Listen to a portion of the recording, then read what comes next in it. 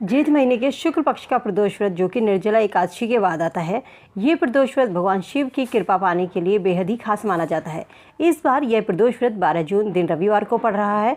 ऐसी मान्यता है कि अगर कोई रवि प्रदोष व्रत करता है तो इससे आपकी सेहत अच्छी रहती है, घर में लड़ाई झगड़े कलह कलेश दूर होते हैं, भगवान शिव से लंबी उम्र का आशीर्वाद प्राप्त होता है और जीवन में सुख समृद्धि आती है।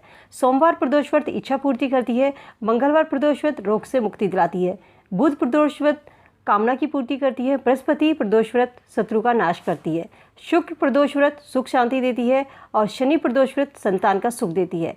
रवि प्रदोष व्रत जो काम दुनिया में कोई नहीं कर सकता, उस सुफल की अचूक फल की प्राप्ति के लिए रवि प्रदोष व्रत किया जाता है। आज की इस वीडियो में मैं आपको बताऊंगी कि अगर आप प्रदोष व्रत नहीं कर सकते हैं तो कौन सा छोटा सा उपाय करके आप प्रदोष व्रत का फल पा सकते हैं। जय श्री कृष्ण, राधे राधे। मेरे यूट्यूब चैनल सात्विक मन में आप सबका बहुत बहुत स्वागत है। ईश्वर से प्रार्थना करती हूँ कि आपके घर परिवार में सुख समृद्धि हमेशा बनी रहे। रवि प्रदोष व्रत पूजा का शुभ मुहूर्त शाम 7:19 से रात 9:20 तक का है। प्रदोष व्रत की पूजा शाम के समय में की जाती है। शास्त्रों में हिंदू धर्म में प्रदोष व्रत पर शिव की कृपा पाने का विशेष महत्व बताया गया है।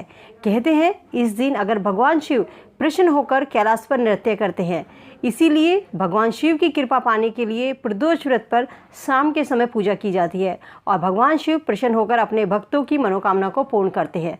अगर आप प्रदोष व्रत नहीं कर सकते हैं तो शिव महापुराण में एक बहुत ही अच्छी बात कही गई है।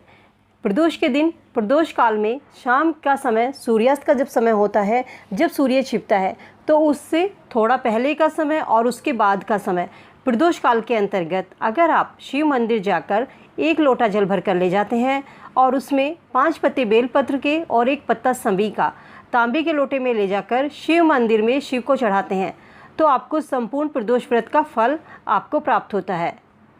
1 पत्ता संवी का, 5 पत्ते बेलपत्र के और उसमें थोड़े से चावल, अक्षत आप डाल दीजिए। अक्षत आपके टूटे हुए नहीं होने चाहिए और कहीं भी पास के मंदिर में ले जाकर शिव जी पर अर्पित कर दीजिए तांबे के लोटे से।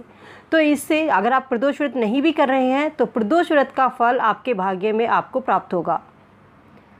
इसके अलावा तांबे के लोटे में जब आप शिव जी पर जल चढ़ाते हैं तो तांबे का पात्र ही शिव जी पर जल चढ़ाने के लिए सबसे अच्छा पात्र माना जाता है।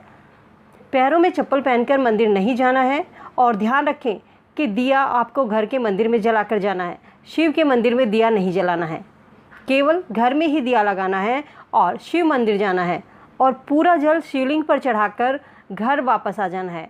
हाथ जोड़कर शिव जी से अपनी मनोकामना की प्रार्थना कीजिए और शिव मंदिर की दहलीज पर बैठकर ओम नमः शिवाय, जो समय शाम का समय होता है प्रदोष काल का समय, प्रदोष काल में कुछ समय मंदिर में बैठिए और वहाँ पर ओम नमः शिवाय मंत्रों का जाप कीजिए। मंत्रों का जाप आपको प्रदोष काल में ही करना है। प्रदोष काल की पूजा शाम के समय में की जाती है, तो उसी समय मंदिर में बैठ करके प्रदोष काल के समय में ओम नमः शिवाय मंत्र का आप जाप करते रहें और फिर घर वापस आ जाइए और अगले महीने की प्रदोष व्रत पर ही भगवान शिव के मंदिर में फिर से आपको जाना है। 2, 3, 4 प्रदोष व्रत करने से आपके घर में सुख समृद्धि का वास होगा। आपके घर के लड़ाई झगड़े खत्म हो जाएंगे। घर में अगर जरा सी बात पर आपके लड़ाई झगड़ा रहता है तो किसी भी प्रदोष व्रत में बेल पत्ती की डंडी में शहद लगा करके, डंडी का जो बेलपत्र की जो डंडी का भाग होता है नीचे का, उसमें थोड़ा सा शहद लगा करके उस पत्ती को बेलपत्र की जड़ में या तो आप रख दीजिए या उसे ज़मीन में, वहाँ पर अगर गीला है मिट्टी है तो बेलपत्र के जड़ में उसको गाड़ दीजिए। जिस प्रदोष व्रत को आप ये करेंगे उससे अगले प्रदोष व्रत तक आपके घर में लड़ाई झगड़ा नहीं होगा। यही कार्य आप फिर अगले महीने की प्रदोष व्रत में कर दीजिए। तो ऐसा करने से आपके घर में हमेशा सुख समृद्धि का वास रहेगा और आपको कभी भी जीवन में आर्थिक तंगी का सामना नहीं करना पड़ेगा और आपके बिगड़ते हुए काम बनते चले जाएंगे। आप पर शिव की कृपा दृष्टि हमेशा बनी रहेगी।